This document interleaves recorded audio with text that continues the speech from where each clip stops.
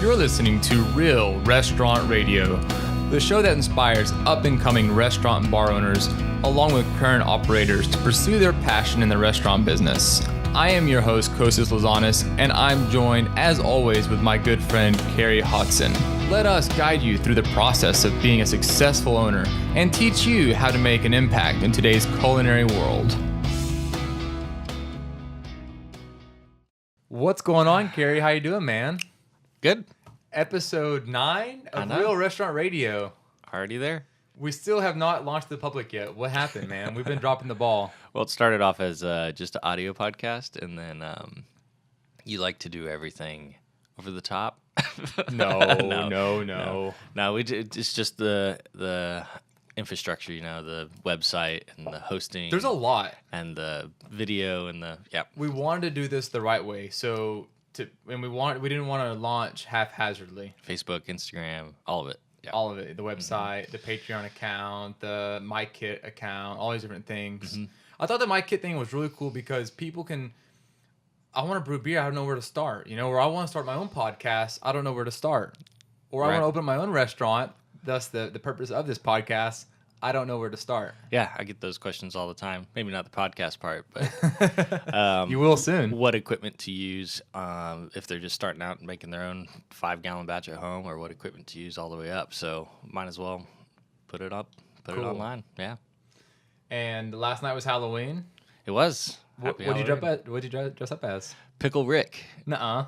You guys send me a picture of that after the show. Yeah, the staff did a Rick and Morty sort of theme. Okay. So it was cool. fun. Cool. Mm-hmm. Really nice. I just went out with my little 3-year-old daughter. She was a little princess, so... Of course. It was raining all day, but we just went to a few houses in between the little rain showers. Yeah, I think the concept of trick-or-treating is kind of changing. When 10 years ago or 20 years ago... when a kid turned 10, that just meant, all right, go trick or treat. Yes. You've got full reign of the neighborhood. Now the churches are getting involved and businesses are getting involved. Right. I think it's less common for people to go door to door by themselves. Now it seems like parents are driving, the kids hop out of the car, run to the door, run back. This year we did our 3rd annual trunk or treat on the square. What is a trunk or treat for those listening that never heard of it before? Well, people decorate their cars. They back up to a central location, and they either have games or just a photo opportunity or something fun where the kids go car to car. So it's a lot more condensed. So you kind of create that atmosphere a little easier. It's a lot safer than wandering around neighborhoods. And a lot more efficient for the kids. I mean, they can really maximize the amount of candy that they can gather. Yeah. Well, this year we experienced 100% growth in that event.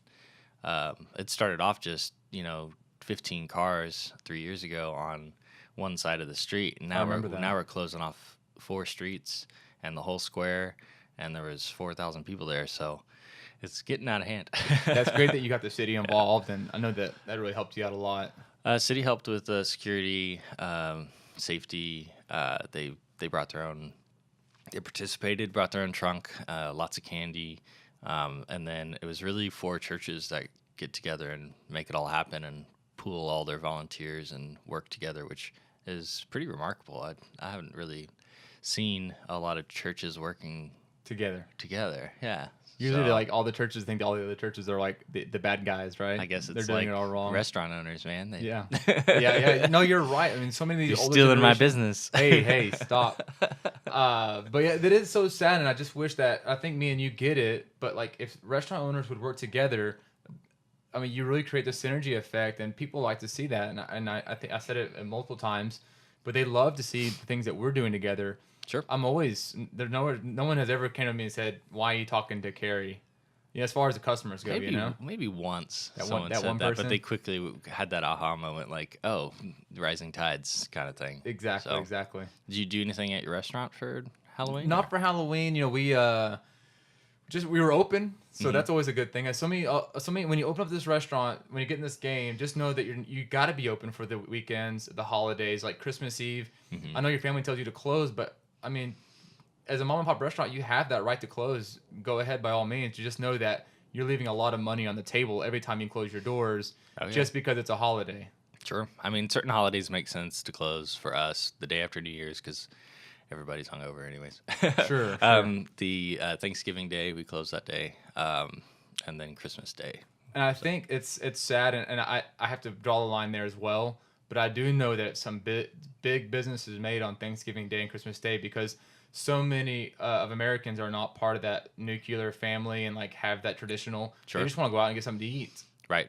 So are you open? I'm not. Okay. I'm happily married, so I'm not open. Okay. My wife, that might be the tipping point. But I think if I didn't have a family, but it's so hard too for your staff though, because your staff has family. So I think some things are better to keep sacred. But just with all that aside, when it just comes to money and comes to profits and business, if you take all the emotions out, Christmas Day and Thanksgiving Day is big business. Could be, for restaurants. So, well, you just won an award, downtown Garland. It was the People's Choice. We're still in the running for the President's Award, but it was Best Downtown Business in Texas. So the Texas Downtown Association is compiled of a bunch of members from different downtowns throughout Texas trying to grow the core of their city. Okay. So the conference is next week, so we'll find out then too. So that's probably a really strong cool competition because I don't know how it is nationally, but I just know in DFW Metroplex, every downtown area is just trying to capture this this nostalgia and this like revamping and regrowing their downtown area. It fits with the shop local concept, that genuine interaction with the people that are making your food or making your clothes or jewelry or furniture. People want to, I guess a more wholesome experience, and downtowns reflect the personality of the whole city. And so I think cities are kind of gathering around their community in those places. Definitely. And I think we see a lot of nostalgia stuff that's really popular. So I think having that nostalgic, historic feel of the downtown area, right, which I think was kind of forgotten about in the 90s and early 2000s. Everybody was going, off the highway and these big retail centers. Right. But now it's like nice to kind of come back. I guess it's with that whole funky... what's the word we're looking for? Eclectic. This new generation is kind of getting back to the roots. Everybody's getting their beards back now. Sure. And all that stuff. So I had to. I'm a brewer. So yeah, I mean that kind of leads into what we were going to talk about today, which is choosing a location. Obviously, I'm in a downtown, and I'm very involved and identify with that. That's part of why I decided to open downtown. But there's other options out there. Strip centers. You could build your own, standalone building, and then just the decision to build new or be a second, generation concept into a previously existing restaurant. Like, how do you decide which way you want to go? Did you have a big choice of laid out for you? Or? So if you're asking me, I kind of just jumped into it cold turkey. I had the money. I wanted to open a restaurant. My mother-in-law said, hey, there's a restaurant that is available, a second-generation restaurant that's available in Rowlett. I didn't even know where the city was. And I said, okay, let's go look at it. And I found this highway called 66, which is, 3 lanes of traffic both ways. And I was like, this looks really nice. There's a hospital nearby, and it's right off of George Bush. Mm-hmm. So I said, on paper, this looks really great. And we got the restaurant. Little did I know that highway is more of like a passing. No, everyone just kind of drives from one location to another. No one really stops in that location. It's not really a destination part of that. It could be. If you have the right combination of restaurants and services. It is, but it's not like... And they've really built up 66 since you've opened. They have. There's a Sprouts. There's a couple of chain restaurants. It's not a bad place, and I think long-term it's definitely a great place. But yeah, I started with the strip mall. I didn't have a lot of money to start up with. We opened up the business with basically around 80,000, which I know it sounds like a lot, but it goes really, really, really, really, really, really, really, really fast when you Yeah. start buying commercial equipment, you know? Wow. 80,000. I think that's pretty good. So, but yeah, that was the restaurant. That's how we started the restaurant, like that. Okay. So if you were to choose to do a second location or concept or restaurant, would you I do think- another strip center, or No, what kind of research would you do differently? I think that I would, if I could do it all over again, or if I could do it now, I think for sure I would get more into the real estate side, buy the land, buy the building, and go about it that way. Well, I mean, that could be $1 million. That could be $1 million, and I think, but you know, it takes money to make Sure. money. Yeah, and if you so- have cash flow of your business, you can take Leverage that that to out. the bank. Yeah. Leverage it out with the bank. Like you can find like an old Brahms or an old Dairy DQ that went under, or find, I don't know, an old daycare center that went under, or an old dry cleaning business that went under, something that, you know, like a nice standalone building that you can convert, add on to, and build out that way. Sure. I mean, I guess it depends on kind of your concept too. Are you doing drive-through, or do you need a lot of parking? Which you do need a lot of parking. And when it comes to restaurants, I have no parking, literally 0 parking spots. you don't. Well, you have the whole So, downtown area though, which right. helps a little bit, especially because your business is on off hours, Mhm. so you're not competing with all the other, like, you know, 9 to 5 businesses, so they can take those parking spots Right. on the weekends and stuff. Yeah, but when there's an event, it's kind of a double-edged sword. Like this morning, the streets are all closed off from 6 a.m. till we close, so our lunch suffers because you can't get to us. But then hopefully, you know, the event tonight brings in a bunch of people, and you can make it up then. Yeah. So, I just, you know, when you own your own land, you own your own building, you're getting to write off all that depreciation, you know, all the interest on your taxes. You can depreciate your building. There are just so many benefits to Yeah. owning a piece of property versus renting. well, So for me, I set it up under a different company, and so my restaurant rents the building from me, and rental income is taxed a lot lower than self-employment income, so that's very helpful. Plus, we put in we expanded our building, and put a lot of money into things that we can't take with us if we leave. So if you're having to do a lot of remodeling that in a rental in a rental space, and then your lease is only 5 years, in 5 years you lose that investment. So Yes. Yeah. So I Yeah. know all about that. But anyway, it's crazy, you know. But then again, it's so hard because, you know, when you sign the lease, it's just so easy. You don't have to have all that overhead, the down payment on the building. well, the risk is a lot lower too. Yeah. So if you own the building, you can spend a little more on it if you run a business inside, if it's a single use, because it's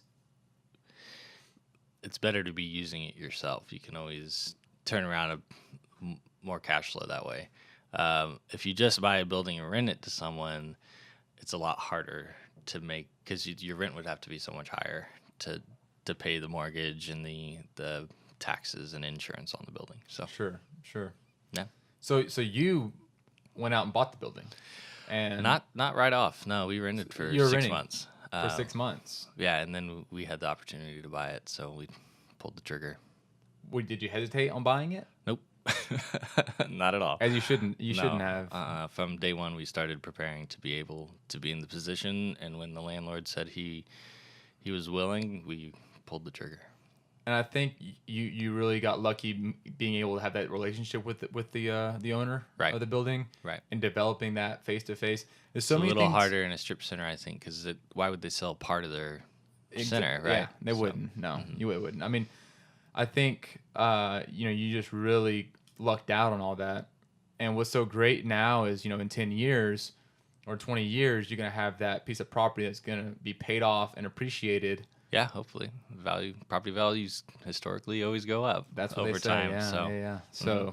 So yeah, congratulations on that. Unfortunately, I'm in a strip mall paying rent, not accumulating any wealth on the property, unfortunately. But you know, you win some and you lose some. You know. well, it got you started for a a lot less than $2 million. Yeah. So it got me started. And what's so great about my situation is, and I haven't really dived into, how you are, but, I was able to do everything on my own without anybody's help. So when you're all giddy and stuff and excited to open up a restaurant, so you start, let's partner up. And then now you got to answer to 25 partners, or, you got 3 or 4 friends that are partnering up, and then you start making a little bit of money, or you don't make money, which is even worse. And then you start fighting, and you want to do something and somebody else wants to do something. So all these people who want to open up a restaurant, just go do it and make it happen. Find some help if you need it, but everybody wants to lean on somebody. Sure. Well, everybody has their weaknesses going in, right? For me, it was I hadn't worked in a kitchen, not to the extent you have, and so I was leaning on a lot more staff in the kitchen than I could have if I was more experienced going into it. For other people, it's bar management. Maybe they don't know how to interact with people, or just the floor in general, so they have to hire a really outgoing floor manager or general manager. So you just got to be really honest with yourself and Sure. and hire the right people. It's always better to hire than have a partner, in my opinion. Sure. Because if something does go south, well, then you hire someone else. I think having that partner, though, I think you get that comfort of knowing that you're not going to be going in and out alone. That's true. I mean, it just depends on your capacity for risk. Sure. So yeah, that's great, man. Neither of us have a drive-through restaurant. No, I mean, I like the idea of drive-thrus. Have you ever thought about that, franchising or buying a franchise, or is that kind of anti-craft in your book? I got a friend of mine that owns 10 Jack. He's not a friend, but I know a guy who owns 10 Jack in the Box locations. I'd like to talk to him. It'd be interesting to know what his mindset is. Franchises don't. I don't you lose that art. Yeah, I like the freedom of being able to make changes to my menu and where I buy my ingredients, and how I do my branding. When you're in a franchise, it's cut and dry. Basically taking the restaurant industry and distilling it down to something that's made to make money, not necessarily provide a lifestyle that you want or an experience. Yeah, there's that double-edged sword. We have to provide for our families, and we want to grow financially. But at what point do you sacrifice quality for quantity? And I battle with that all the time, because I am the chef and the owner. So on Christmas, yeah. So the chef in me wants to buy the really great quality ingredients, and trust me, I do. But then the business side of me is well, people are not going to pay $30 for a plate, mm-hmm. and for me to keep my food costs, the percentage of the food costs in there. So if I'm going to spend $10 on food costs, I got to charge $30 for that plate. Sure. So, I mean, do all your cheesecakes need to have an edible flour on it? Yeah. I don't know. It just kind of depends on your type of service, type of food you're serving. I think you need to know where to hold them and know where to fold them, type thing. Right. Is that the old saying? Before we got online, before we started airing, I said, "Do you brew your beer with Evian water?" Topo Chico. And and I think, well, maybe you can use a local a local water that's been filtered, and maybe instead of spending the money on Evian water, maybe spend the money on a higher quality hop. Right. Variety. Things that matter more. So have a bigger impact per dollar on your customer's experience. Absolutely. Say that one more time. Bigger impact per dollar on your customer's experience. I like that. I think you should take that home and run with that, guys. Having a bigger impact per dollar on your customer's experience. That was really well said, Cary. Thank you. Yeah. So how'd you decide on what food concept to do? You're Greek. I'm barbecue. We talked a little bit about it, I think, in the first episode. Yeah. What's so great about being a Greek restaurant? It's a double-edged sword, I think, for both of our concepts, because I got a Greek restaurant and there's no other Greek restaurant. So I get people driving in from, 60 miles, 100 miles away. I have people from Lone Oak and Greenville that drive all oh yeah, we're in town to see the doctor. We had to come to Opa because there's no Greek restaurant anywhere in East Texas. Right. So I get people from all over. Oh yeah, we're here from Plano. I'm like, you're coming to Rowlett from Plano. That's so cool. So it's so great to be a destination restaurant because I offer something that no one else does, which is Greek cuisine. Sure. There's barbecue everywhere. There's barbecue everywhere. But the fact that, but on the flip side though, there's a reason why there's not a Greek restaurant on every corner, because it's not really a really popular food, especially down here in Texas. Mm-hmm. So, it's a double-edged sword in my book. The way I did it, obviously, I'm half Greek. I worked in the Greek restaurants, and this is kind of like a token. Well, you can kind of do whatever you want. You can say this is authentic, and I may never. Sure. No, not that you would lie to your customers, but you have a little more flexibility and I've definitely exercised that flexibility. I mean, I'm hanging out with my best friend who owns a barbecue brew pub, and we're doing a smoked brisket pasticcio, which is like a smoked brisket lasagna, which has never been done ever in the history of Greece, I don't think. Not the way we did it. No, and it turned out phenomenal. I really loved it. So we're gonna put that on the main menu. Yeah. So I definitely realized that being an old, boring Greek restaurant is not gonna survive in 2020, where I'm at, in the location that I'm at. The demographics that I have. So you have to provide more experience, fusions, cocktails. And that's just who I am. And I figured, I was so afraid when I first started, I wanted to just follow the book and be like this. Dust off grandma's old cookbook. And yeah. But then I was like, I think I got comfortable, and I was like, let's do what I want to do. Sure. And I'm sure you do like that too with the breweries, right? I mean, did you start off kind of being a little... Beer side, we do whatever we want to do. Absolutely. But before you kind of... Barbecue side's more traditional, kind of a no frills.